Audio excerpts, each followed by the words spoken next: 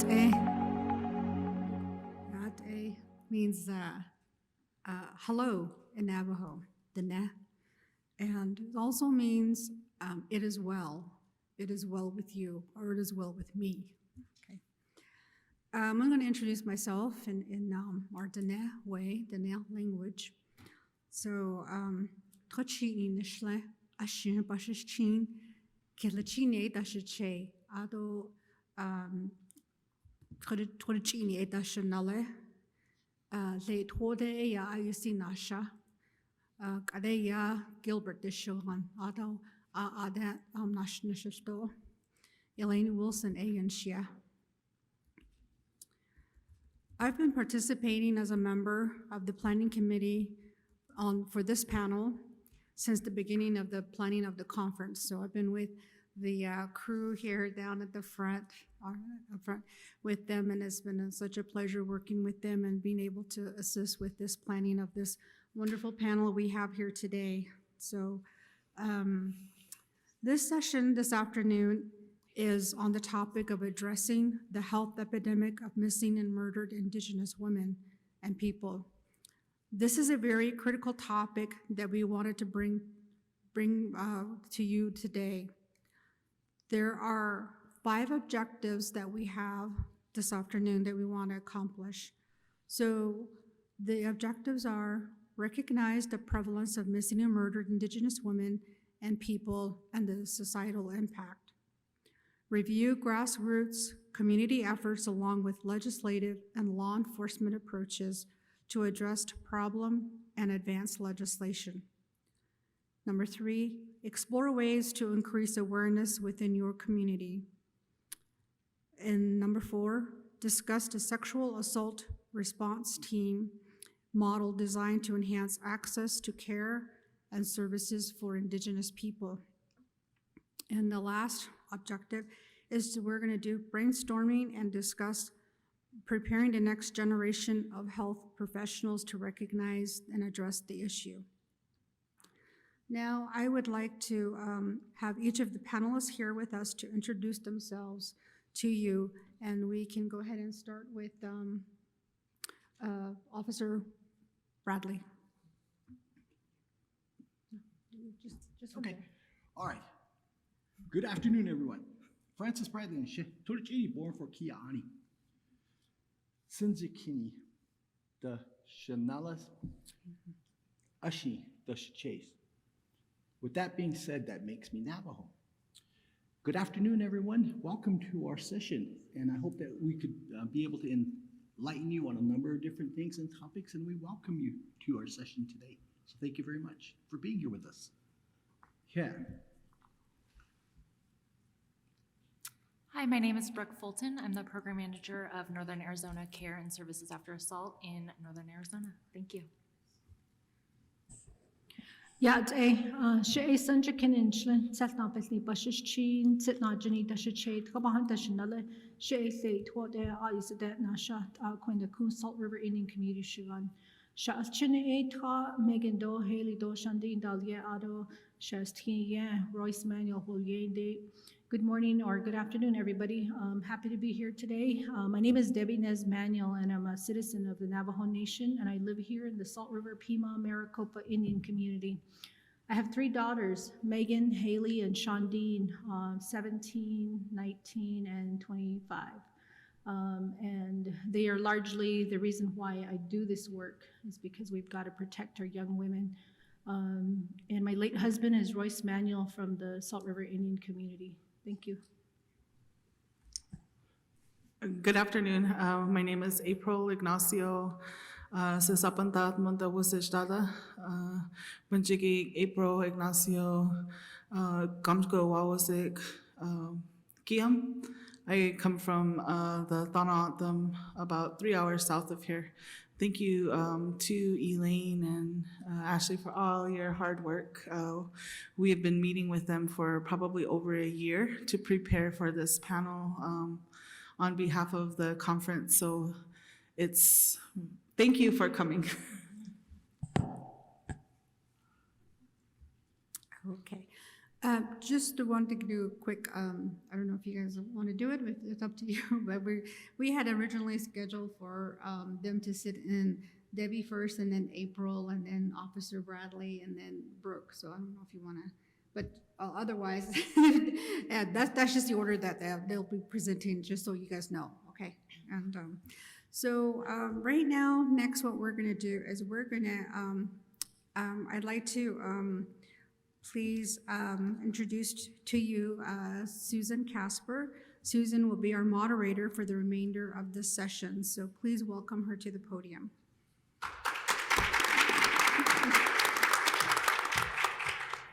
Thank you so much, Elaine. I truly am honored to be here this afternoon with all of you and alongside this illustrious panel of Arizona experts who are truly in the midst of the fight to combat this epidemic of missing and murdered Indigenous women and people. I do not like standing at a podium for discussions like this. I enjoy sitting at the table, so that is why there is a fifth chair. I will join all of you momentarily because I do believe that this is a crisis that we need to report. As Elaine said, I am Susan Casper. I am the host of Sonoran Living at ABC 15 Arizona. We are the longest running television lifestyle show in the Grand Canyon State. So proud of that. I am also the host and producer of Community Connection with Susan Casper. We are a two-time Emmy Award-winning monthly series where we delve into important topics just like this. Sadly, however, this is a crisis that is underreported. So when Kim Perry invited me, seems like 2 years ago, right in the midst of the pandemic, to be a part of this discussion and this conference, I said, absolutely, put me on the list. So I'm so happy we are now here and this panel and discussion is happening. We are going to start by having our panelists briefly share their story with all of you so that you can have a better understanding of how they each got involved in this issue, what their role is in this issue, what are the challenges, and what have they learned that may be helpful to this national audience. I know we have folks in the room, but we also have folks joining us virtually. So Debbie, we would like to start with you. That explains kind of the order. If you'll please introduce us to yourself and tell us a little more about you and your work. Sure. What initially brought me to this work is the experiences I had during my childhood. At the age of 3, my mother had gone missing when she went to take care of some other personal business on a weekend, and she didn't return. Much later, probably when I was about maybe 10 or 11, I realized my mom's not here. All of my aunties and everyone was there caring for me, but I began to question, where's my mom? I began to ask that story, and it took a long time for me to learn that story. It actually didn't come together until I was 35 years old, when I was carrying my second child, and I could feel the unanswered questions of when a mom has a child, the things that you want to pass on, the things and experiences you want for your children. And an aunt was the one that shared that with me. So in learning about that, I learned that she had been sexually assaulted by up to 4 different people, and she was left in a border town, just left. It took many days for them, my family, and probably the local police department to find her. Fortunately, in my situation, my mom was brought home. We were able to bury her and give her, what she needed as she made her journey home. But that's not the case for everybody. There's so much more that happens, and that's just my story. There's so many other stories like that. Some that don't, some where families don't know where their family members are. But that started the work, and one of the things that's really important to know is that as we begin to do this work, and it came up as a question during our planning process, is that, what do we call you?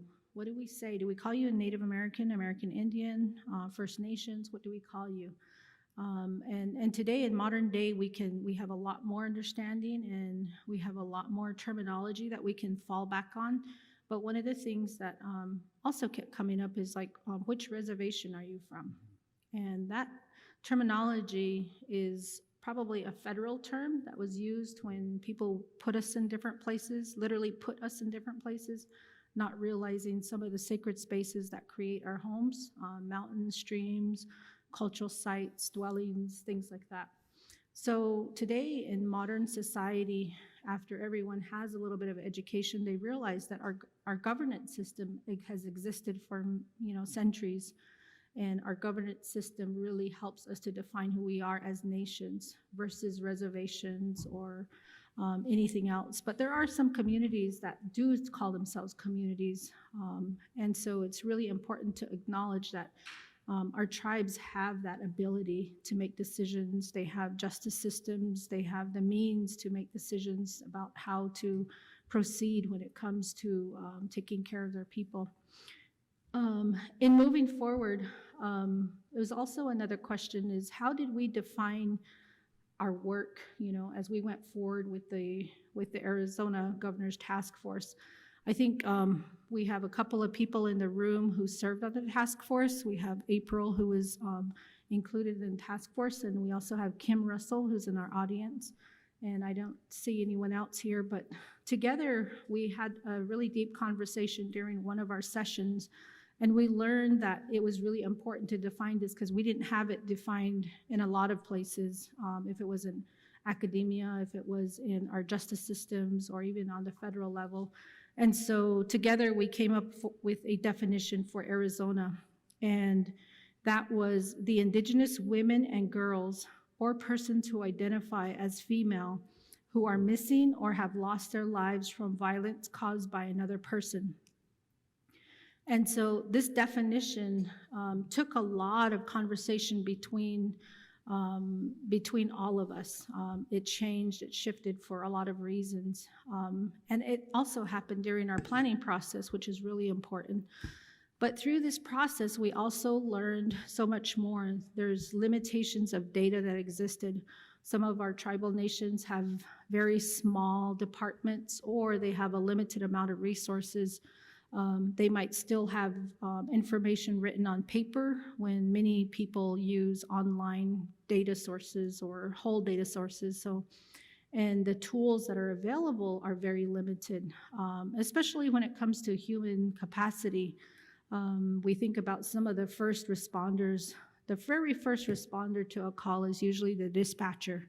And they use the telephone line to do that, but many of the nations are limited when it comes to broadband or phone coverage. So a dispatcher can really be an important, one of our most critical pieces in that call. So their training, their education, their knowledge, their experience, how to handle multiple calls coming in is important.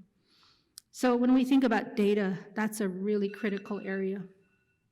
Finally, the geography that includes areas is really important to remember that there's an urban, there's a rural, and a lot of people forget there's remote. They kind of combine it together, and we have to remember we have to separate remote. So some of those are the real basic foundations of our thought process and the work that we do. Thank you. Thank you, Debbie. We appreciate that. We appreciate that insight and for your transparency as well. I'd like to now invite April to share a little bit of her story with you so you can get a better understanding of her role and how she is going to help move the dial forward.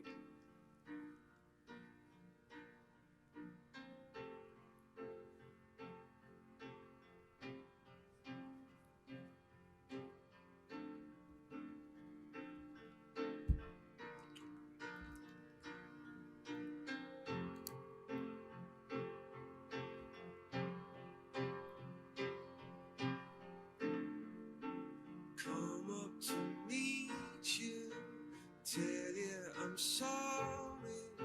You don't know how lovely you are.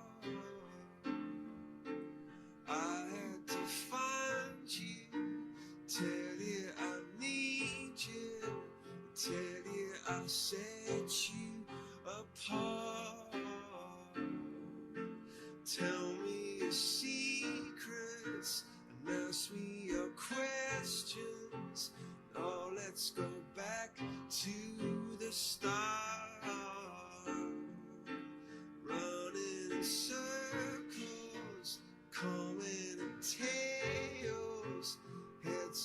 ourselves apart.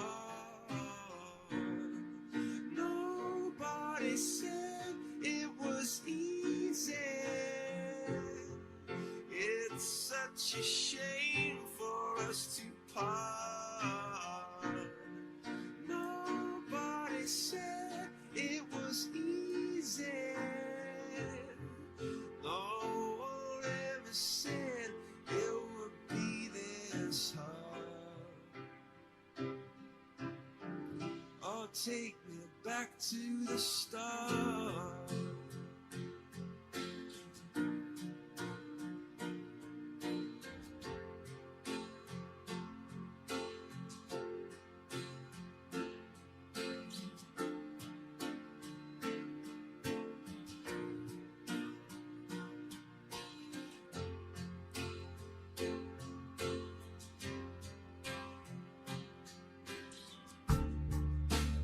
I was just guessing at numbers and figures, pulling the puzzles apart. Questions of science, science and progress, did not speak as loud as my heart. Tell me you love me, come back and hold me. Oh, I rush to the start, running in circles, chasing our tails, coming back as we are. Nobody said it was easy. Oh, it's such a shame for us to part. Nobody said it was easy. No one ever said it would be so hard. I'm going back to the start.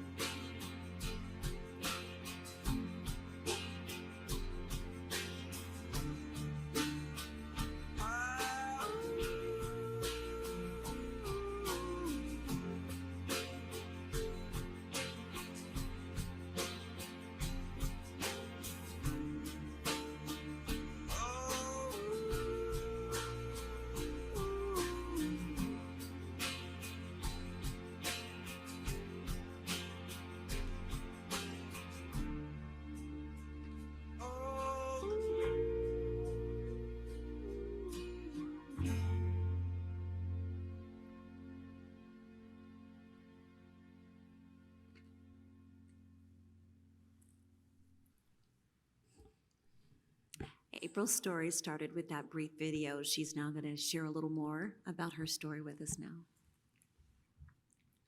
I think we need to put a trigger warning before that video gets showed, but that video I put together with Emerge Violence Shelter in Tucson, and I want to say 2020, because it was sort of like in the middle of the pandemic, and we couldn't really do much of the advocacy work in the community. So my experience with MMIW is directly related to community work as an organizer.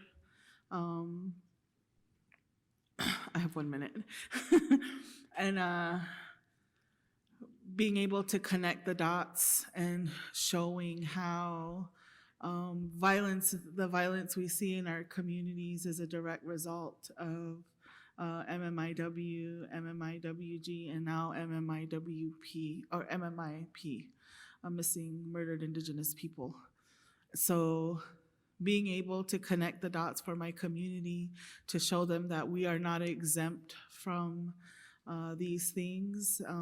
When we have court cases, tribal court cases, are 90% of those cases are domestic violence cases. So that's just a scratch of the work that I have been doing in my community as it relates to MMIP. Thank you so much, April. We'll hear more from her in just a few minutes. And in some of those slides, you may have seen the gentleman sitting to my left. This is Officer Bradley. We'd like to have him share his story and how he is involved in this crisis. Good afternoon, everyone. As you know, Officer Bradley is my formal title. My mother named me Francis, okay? So I'm Francis, everybody. Mom, I did it right, okay? My journey began when I was in 10th grade. I got to do ride-alongs with my then soon-to-be brother-in-law, Patrick Platero. He's since passed on. He was a naval police officer at the time, dating my sister. I thought it was the coolest thing to have a sister with a cop boyfriend. But then I started to do ride-alongs with him. That's what piqued my interest in it, and to get to see my community from the inside of the squad car. Seeing the things that we talked about in school and the things that we did in school. Y'all grew up like I did, okay? We weren't all angels, okay? Especially in high school. And as we were growing up, got to see those things firsthand. So my journey began then. In 1980, I graduated from high school, went straight into work for the Navajo Nation Department of Law Enforcement. Became a police officer in 1981, and my career began from there. So I've been doing this now for 41 years. And in my 41 years, I've worked in a variety of different roles, all the way up to the chief of police. I've been a chief of police for over 18 years, was a criminal investigator, school resource officer, a sergeant, a course of police officer, done all those things. But it wasn't until recently, when I came to work for the Fort McDowell Yavapai Nation, that I was reintroduced to the word boots on the ground. I became those boots back on the ground again. And in doing that, it put me back in touch with my people, my community, our relatives, our nations. In doing that,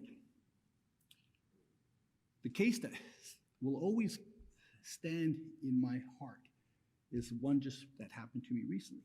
A mom knows her children best. A mom does. So when mom calls and says, my child has not come home yet. My child was doing this, this, and this, and this, and should have been home by now. Mom calls. My partner, Landon McDonald and I got that call. So I was talking with mom, and she says, you need to find my son. He's out there somewhere, and he's up to no good. You got to find him. Okay, mom, where do we look? This place, this place, this place, that place. Okay, I'll go check this place first to find him. And I did, and I found him. The sad part to this story is we got him home, yes, but because of the way we live and the things that challenge us in life, he didn't live to see another day. So in doing that, missing people come in a variety of different forms. People are people, and we forget at times that our community is made up of those people who are our relatives, who are our family, who are our friends, who do what we do every day, is try to live. In Indian country, you talk about two things: relational policing and disciplinary policing. Those are the things that challenge us the most. In doing those things, I'll talk a little bit more about how these 4 points I'd like to tie together all come into play for you all. And as learners of life, and that's what you all are doing, just like I am, to this day: study, learn, practice. Study, learn, practice. Isn't that what Grandma's teachings are? Isn't that what Grandma says? And with doing that, remember, when we talk about our people, our land, our nation, where we come from, it's not just urban, it's not just rural, and it's not just remote. It's where we live and where we come from. Thank you. Thank you, Officer Francis. We appreciate that, and we're so thankful to have your boots on the ground. And we are going to talk about law enforcement. That's one of the pillars today, so we will delve a little deeper into that. And finally, to introduce herself and her story, we will have Brooke. Can you hear me okay? All right, thank you. My name is Brooke Fulton. Again, I'm the program manager at Northern Arizona Care and Services After Assault. From here on, I'll refer to it as NACASA. It's a mouthful. I have been working with victims of intimate partner violence in Northern Arizona for almost 10 years. My journey began when my family experienced tragedy. I was in college, and we experienced a horrific crime, and I, at the time, was not sure what I wanted to do. I'd been taking a break from school, and I felt called to work with people in crisis. I started volunteering with an organization called Victim Witness Services, doing 24/7 crisis response. I then interned with an organization in Flagstaff called Northland Family Help Center. It's a domestic violence shelter. From there, I did domestic violence fatality research work at the Family Violence Institute at NAU. Then I moved to Victim Witness Services, where I was the lead felony victim advocate. I worked with victims of felony crimes from all over Coconino County. I had a caseload of every felony that took place in Coconino County except for domestic violence and sexual assault. So I had a caseload of DUI fatalities, DUI manslaughter cases, aggravated assaults, homicides, robberies, all the light stuff. From there, I moved to my current position, program manager at Northern Arizona Care and Services After Assault, and this is going to be the bulk of what I'm discussing today. So at NACASA, we provide medical forensic exams to victims of sexual violence and domestic violence strangulation in Coconino, Navajo, and Apache counties. And I'll talk a little bit more about that in my session later. Flagstaff is located in Coconino County, but one thing I want to be really clear on is the efforts of responding to victims of interpersonal violence in our county, because Coconino County it's up for debate. We're either the first largest or the second largest county in the country, depending on if you count San Bernardino County. But we're the second largest county in the country geographically, and that spans from, we have Flagstaff in kind of central county, but 2 hours north we have Page, an hour west we have Ash Fork, Williams. We have 5 different tribal communities in Coconino County. We have the Havasupai, Hopi, Hualapai, Kaibab, and Navajo nations.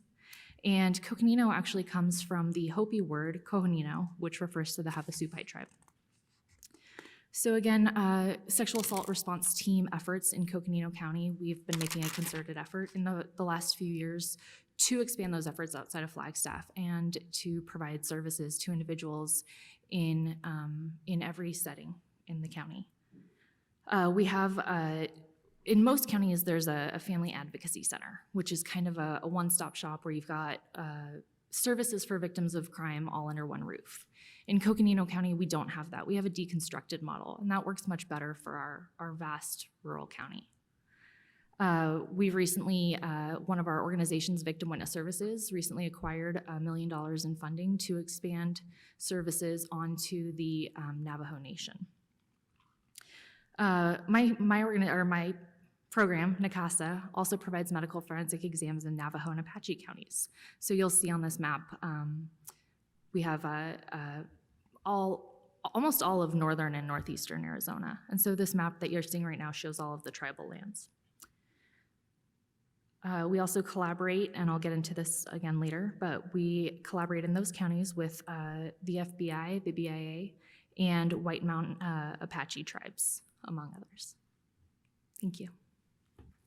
Thank you so much. Well, as you see, we have a very diverse group of panelists with us today. So we're going to break the next hour down into 10-minute sessions, and we're going to hit 3 topics in each session, starting with prevalence, impact, and awareness. And I'm going to start with you, Debbie. Can you share with us the prevalence of missing and murdered Indigenous women and people? And can you break down for us the societal impact from your perspective that you see, given the work that you do? The prevalence of what's happening really ranges if you're in urban, rural, or remote spaces. There's also sites that are seen as places where the risk is higher. And here in the urban area, you might see a lot of activity around large, corporations like Walmart and Target and some of the things, people can walk into those stores, follow girls. They can also park vans nearby and abduct people in that way.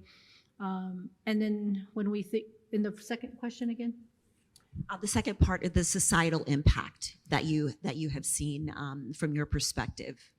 I think that when we think about those scenarios where people are in these large areas, it's easy to lose attention because you're distracted either by shopping or what's happening around you. But when we look at the urban and, the rural and remote areas, one of the challenges that people face is the fact that there's this idea that people will report, they call the police, they can go and get some sort of response started. However, there's a big number there that goes unreported because there's not enough police, or the response is much slower. Especially if you think about a large geographic area, you think about the Navajo Nation, it takes you anywhere between 6 and 7 hours to cross east to west. North to south, it might take you about the same time, depending on what you're driving, if you have to make stops along the way.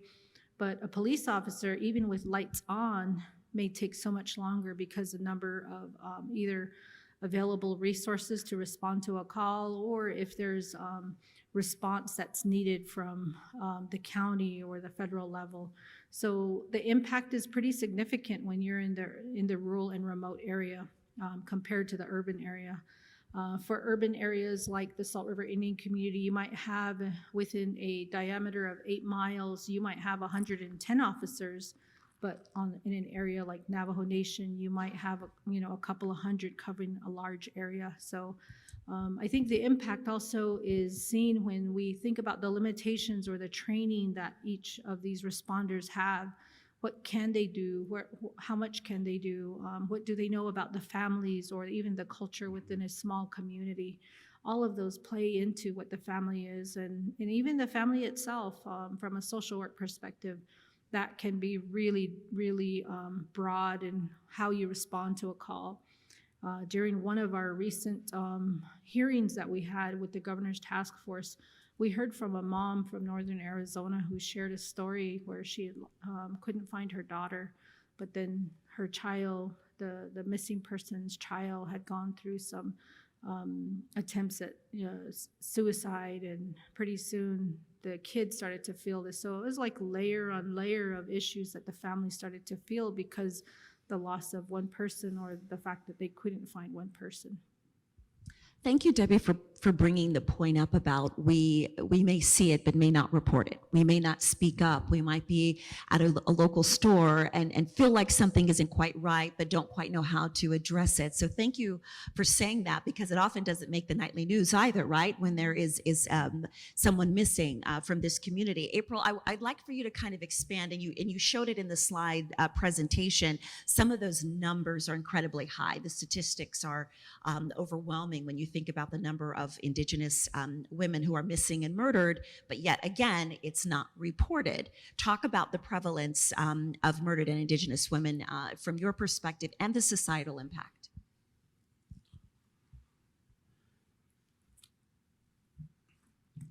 I think it really depends on the geographical location that these individuals live in, and whether or not they have resources available to them, social services available to them, whether or not they are counted as MMIP, MMIW, MMIWG. Missing murdered Indigenous women and girls, missing and murdered Indigenous people. There is, well, let me just back up. In tribal communities, we have a lack of resources available to a lot of tribal communities for domestic violence services. So if we have a lack of services available, then more than likely there's no aftercare or wraparound services for individuals who end up at ER excuse me. So if there aren't any services and these individuals are ending up at ER, but there's nowhere for them to go, there's no safe homes, safe housing, then it almost seems like that a lot of times these individuals end up in the cycle and their children end up in the cycle. So for the purpose of this panel, I would really encourage you not to generalize individuals in who are being identified as MMIP because of their geographical location, and taking a step back to see what services are available to them. So maybe here in an urban setting, you would have a resource like the Native Connections, right? That has all of these wonderful wraparound services that would actually help. And then you would maybe go down 80 miles down the road into a tribal community where there is no place for individuals who experience domestic violence or homelessness. So I think that's very important. We have about a minute left on this topic. In this room, how can we take this information and bring it back to our communities, our neighborhoods, and make our neighbors aware of how best to report it, if we see it, and the best way to approach this epidemic and crisis? How do we take the information and make the community aware? Well, like I just said, not generalizing the epidemic based on where this individual is located, due to the lack of services. I think one of the things to think about too is that I really have to say that April's correct, because there's human trafficking, right? You have people who are constantly on the move and you are unsure what their original story is or where they're coming from. And so trying to find ways to support this individual, when they're found or if they're found, or even the families, those are really delicate circumstances that families have to deal with. Thank you both. We appreciate that. And do we just, and I'm kind of poking the bear here, do we just ask if we feel something? I think it's important to ask. There's so many Native people and organizations that are out there. Often one of the challenges is overcoming that. Like, how do I ask? Am I going to ask this the right way, or who do I ask? A lot of people will not be sure where to go. Right, that's the fear. And so there's always fear there, but there's a life at stake. There's a human life who's suffering or struggling. Ask the question. Don't be afraid. You might mess up or get your hand slapped by asking a question, but so what? You're asking, and that's the most important thing, is just taking that action. I also think that in this field, that is your job, is to ask those inappropriate questions, just to get a feel for where the client or person is. So I think leaning into your field and your education does help. Perfect. Thank you. All right, for the next 10 minutes, we're going to talk about, to me, one of the most important pillars, which is legislation, collaborative efforts, and law enforcement. And Officer Francis, I want to start with you here. What approaches and collaborative efforts has law enforcement taken to address missing and murdered Indigenous women and people across Indian country? One of the first things you look at is just plain and simply this. We're talking about when you see something, you hear something, and you feel something that isn't right. The issue always comes up about reporting. In a lot of the stories you hear about missing women, children, people, is that mom knows best, family knows best. And a lot of times it's like, do I really say something, or should I say something, or should I give them a couple more days to come back, or should I give them a little bit more time? What should I do? Should I report it? What should I do about it? Yes, you should report it. As much as we have this, we have a really rugged look at law enforcement these days, okay? But in my teachings and the way I was brought up into Indian country law enforcement, in the Navajo way, it's called Nabahatane, okay? The men, even the women, the boss, you're told about things that you're supposed to do for your people. One of them is you're supposed to protect them. 2, you're supposed to provide for them. 3, you're a protector, you're a provider, and you're a peacekeeper, okay? So that's the way I was taught as I was beginning my career into law enforcement. And in doing that, it made me realize and come back to the fact of the matter that this is how we're tied together relationally, okay? As people, okay?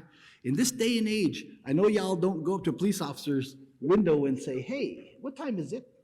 Because what society expects of us, don't go bother that guy because he got a gun and he doesn't trust you to begin with. Well, we're people. We're people. I've been alive for 41 years and doing this for 41 years now, and it hadn't come this far, this long, without recognizing the fact that people are people, human beings. Traditionally, that's what we are. We're 5-fingered people. So in doing that, my teachings have always been that way.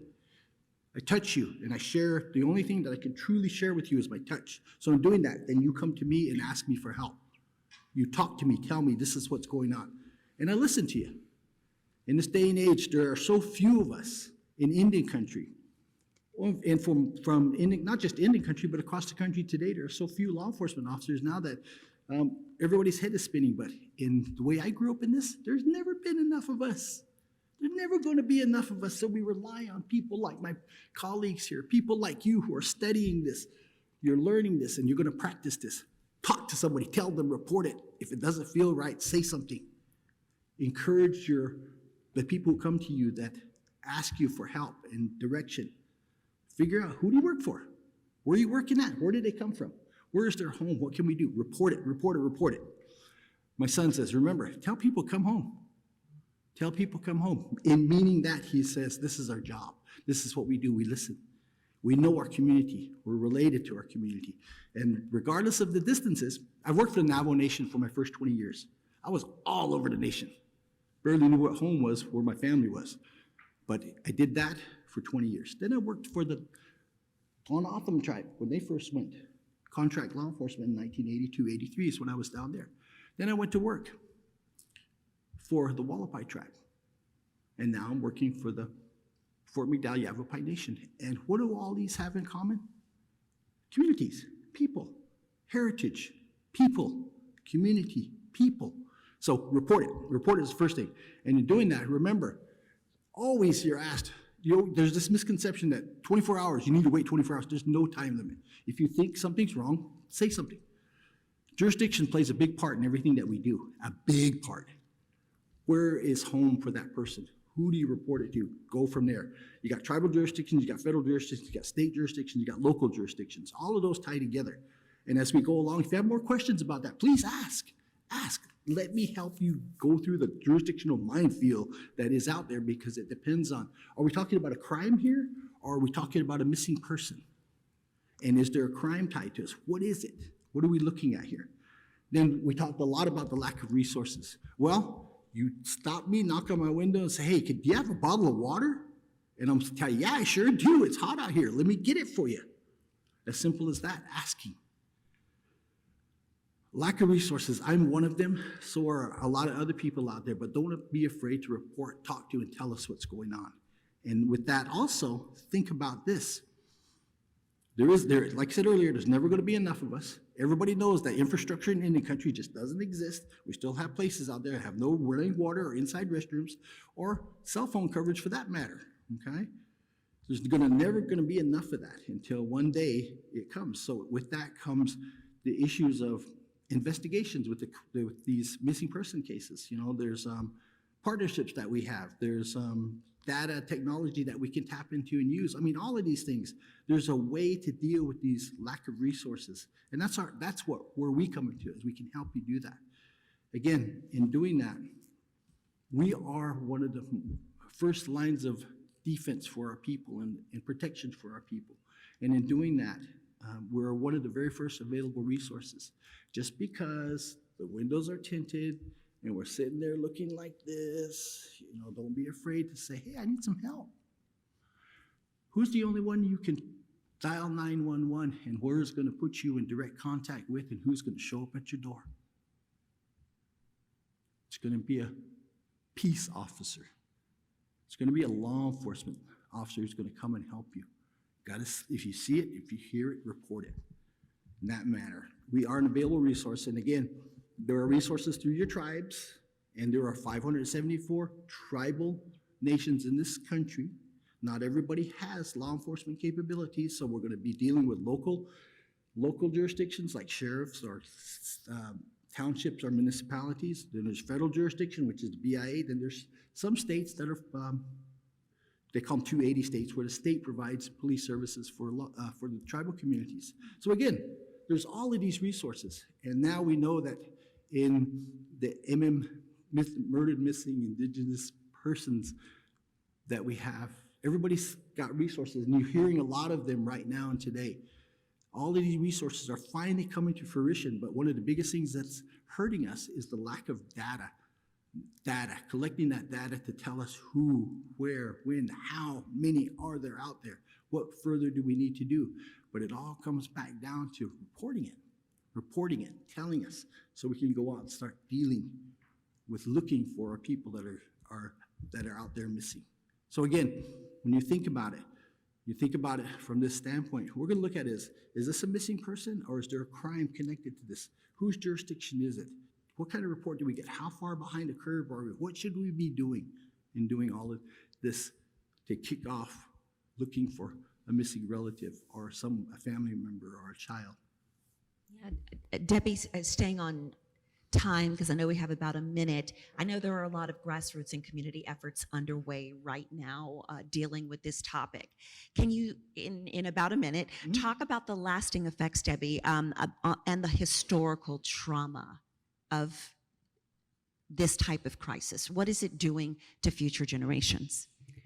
I think there's a lot of like really positive things that are happening. There's a lot of education that's taking place from grassroots organizers to the coalitions, even across jurisdictions, if it's county or state. There's people that are working together, and more importantly, it's professionals like yourself who are learning about it.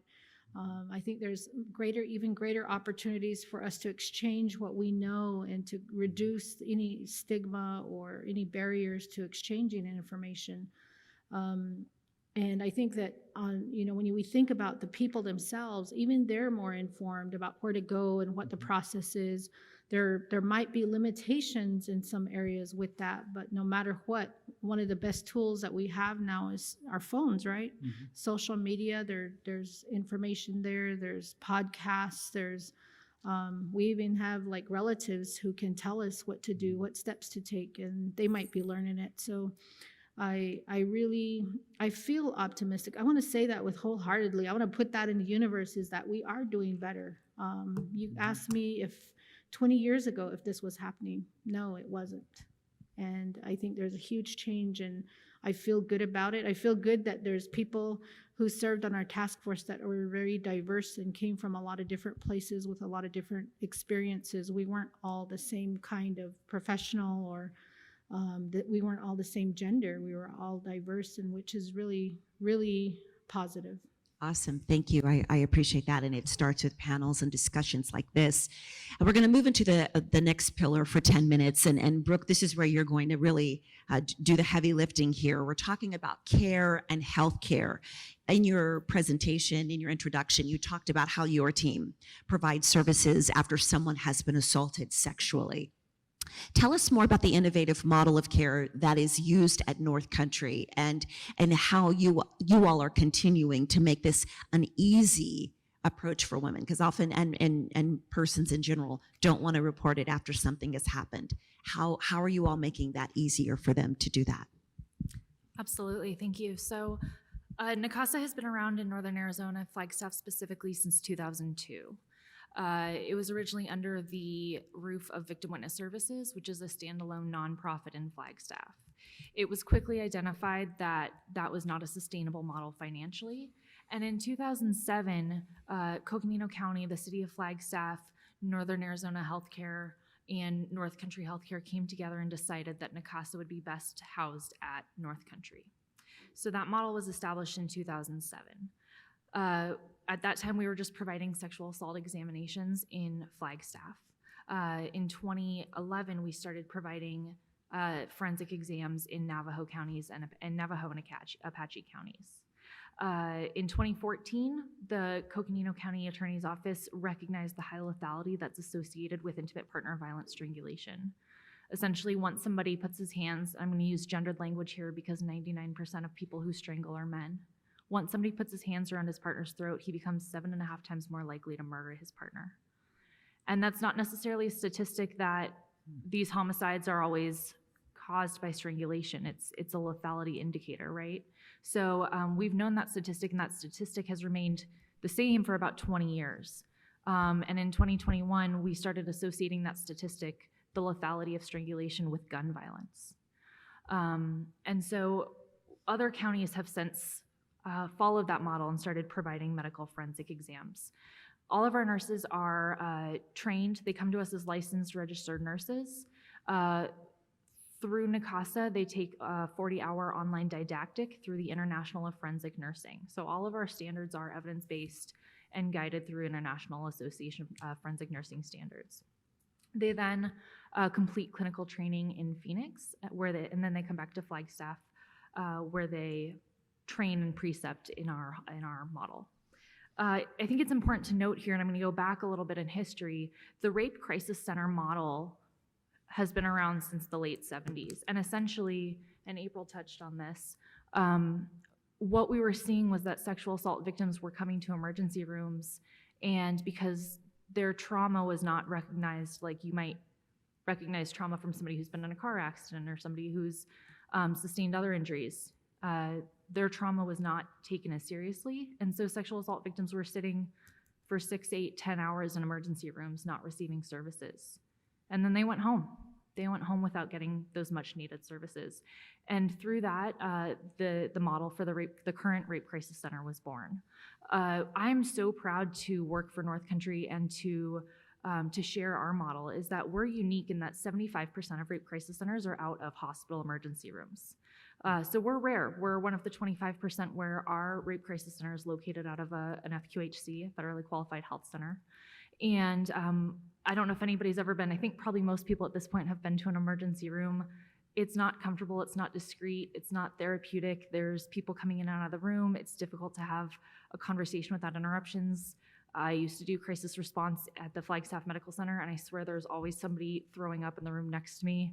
It's not a cathartic setting. And our model is that we have a discreet room where the patient is one-on-one with a trained forensic nurse examiner. And what that process looks like is starting with a medical history and assault history, and that's gonna guide the rest of the exam. That nurse is gonna perform a head-to-toe medical evaluation, identifying and documenting any injuries that that person might have. We can provide a pelvic exam, so similar to a well woman exam with a speculum. We can provide prophylaxis to prevent pregnancy, to prevent sexually transmitted infections.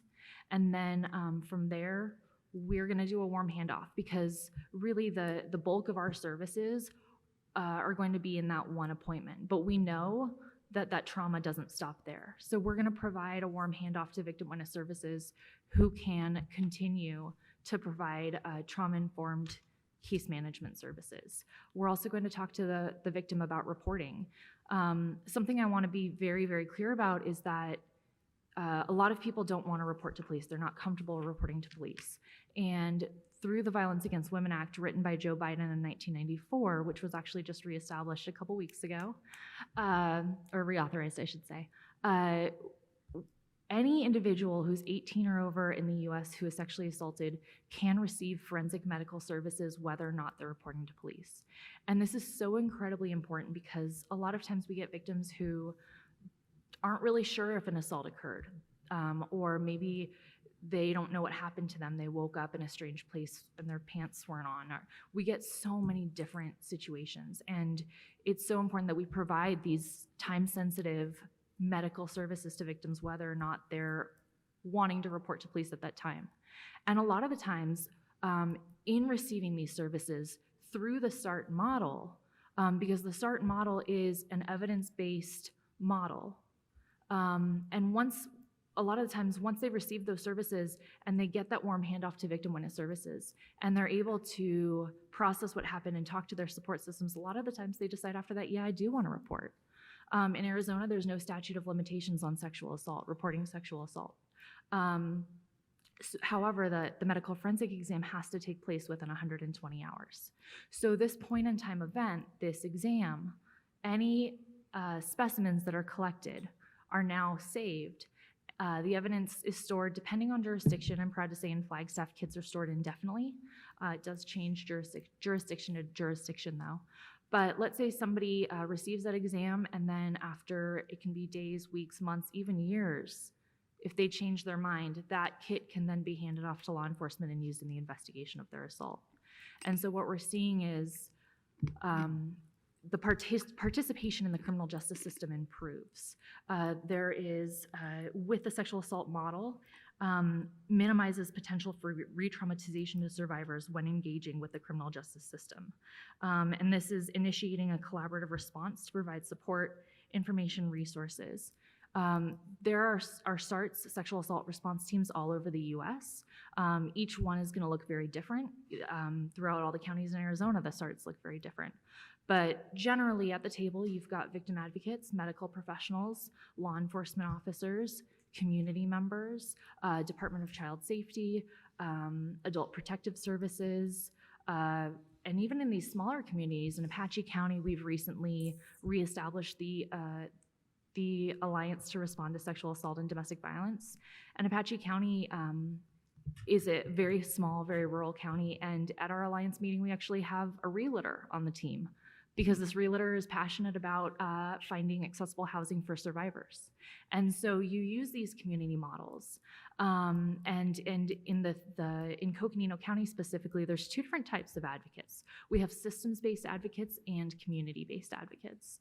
And in Coconino County, we utilize community-based advocates. And what's important to know here is the difference is that the systems-based advocates are going to be advocates who are housed under law enforcement, or out-of-county prosecutors' offices. And because of the nature of those positions, there can be limitations to the services provided. Community-based advocates can provide services whether or not somebody is reporting to police, whether or not they're participating in the criminal justice system. We also, through the Department of Justice, we have a grant. It's a pass-through grant with the Arizona Alliance of Community Health Centers. And we have 2 of 5 clinic-based domestic violence advocates, one in Holbrook and one in Round Valley. And these are advocates who are housed at North Country Healthcare clinics. We provide screenings to all individuals 14 and over who come into our clinics to screen for intimate partner violence. If they screen positive, they are introduced to our advocates. And these advocates, the beauty here is that there's an extra layer of protection because their business cards don't say domestic violence, they don't say sexual assault, they don't say advocate, they say health educator.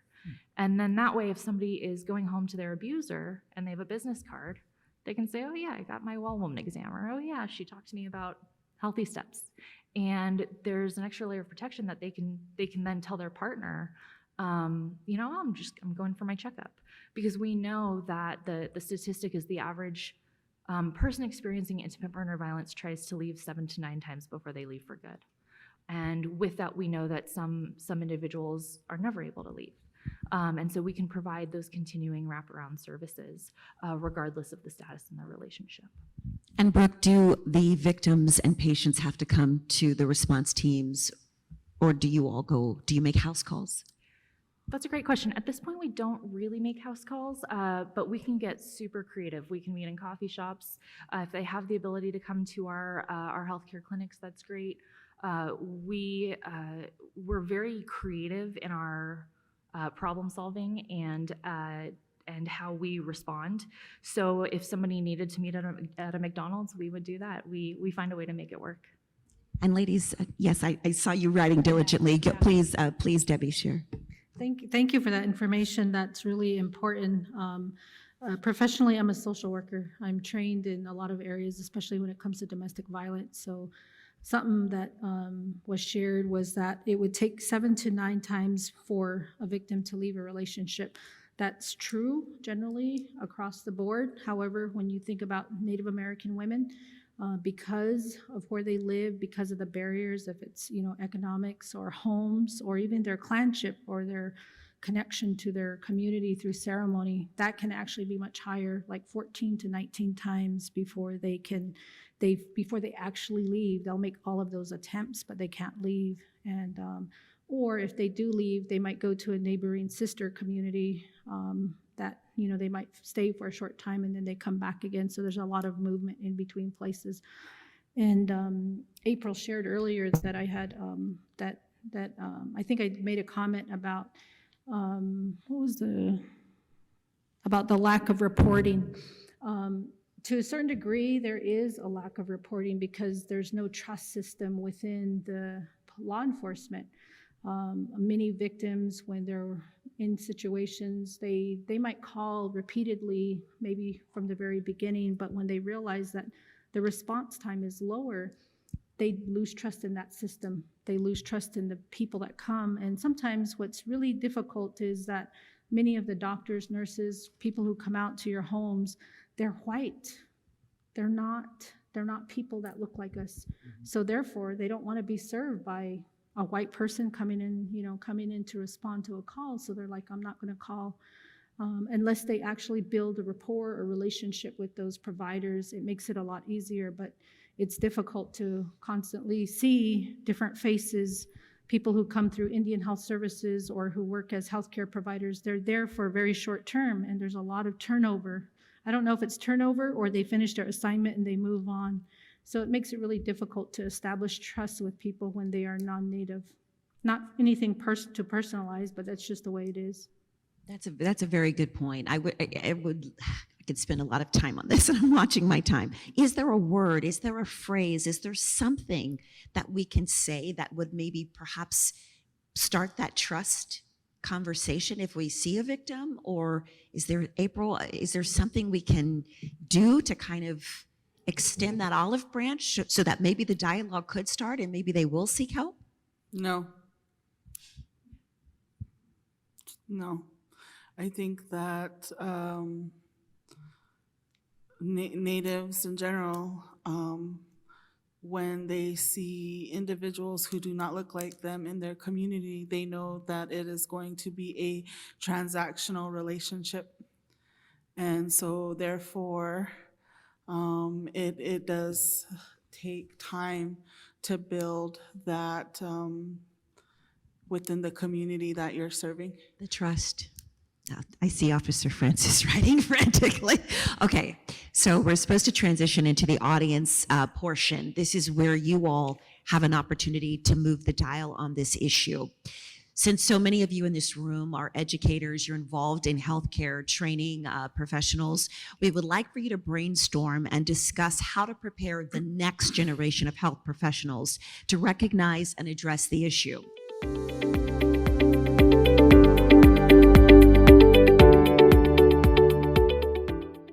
All right, so we want to start back with our panel. And before we do that, what an enlightening and engaging conversation we have had with this just absolutely esteemed group of panelists. Let's give them a round of applause and thank them for their time, their insight, their expertise. We truly appreciate it.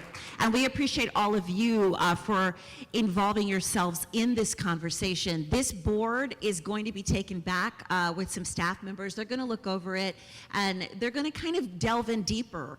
We can't hit all of these sticky notes right now, but it's a good snapshot of what you all are feeling in this room.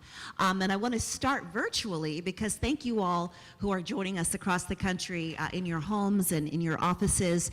And I'll have the panel just jump in. It doesn't matter who answers or if all of you answers, but one of the virtual questions and topics was how can we learn to approach people in a respectful, effective way? Just got to remember that we're all human beings. Just like I said earlier, grandpa's teachings is that what's the first thing you do to someone when you see them? You look at them and you smile, or you look at them and say hello. It starts simply as that. April?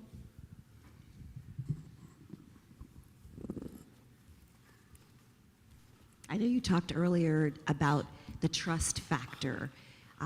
What is your response to that?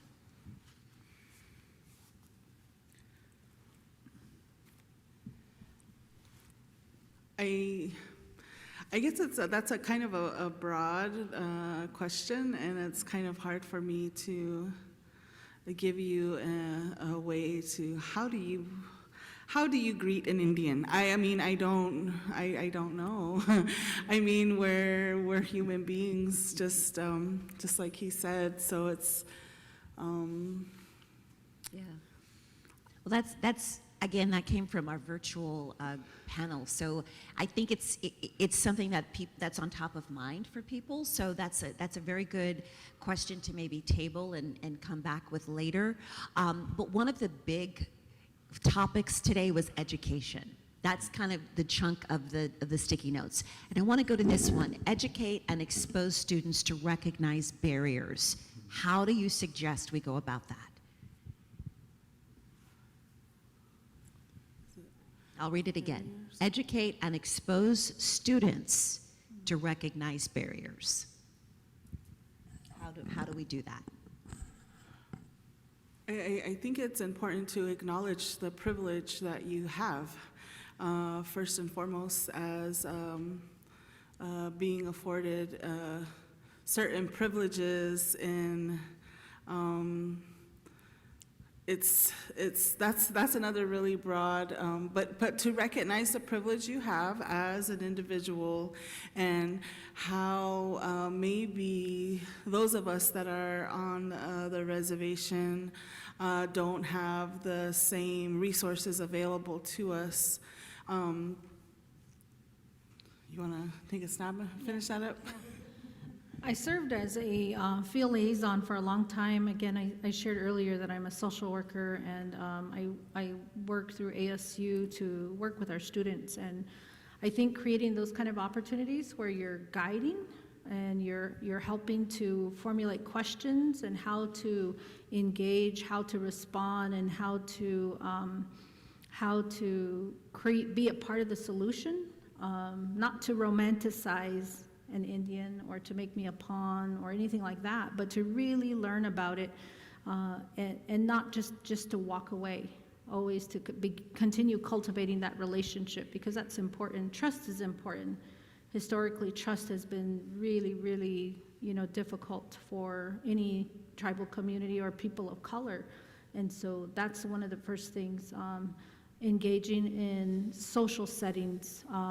There are tribal fairs where people can come and see things and learn about the social customs and understand what belongs to the people, what is borrowed, what is influenced, really knowing where these land bases are, respecting the people and what they care about is probably some of the first things. Yeah, and there is a theme going to that point. One of the other topics was understanding cultural and familial violence.